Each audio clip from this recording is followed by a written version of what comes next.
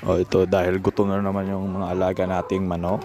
Ayan, kinuhanan ko po sila ng Madre de Agua o Tricantera na dahon. Ayan ito. Yan yung Madre de Agua.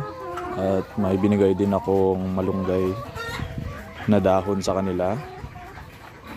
Dahil yan, makikita nyo gusto nilang kainin. At tuka-tukain yung mga dahon na yan. Ang pagbibigay ko po ng dahon gaya ng Madre de Agua at ng malunggay ay alternative feeds po lamang.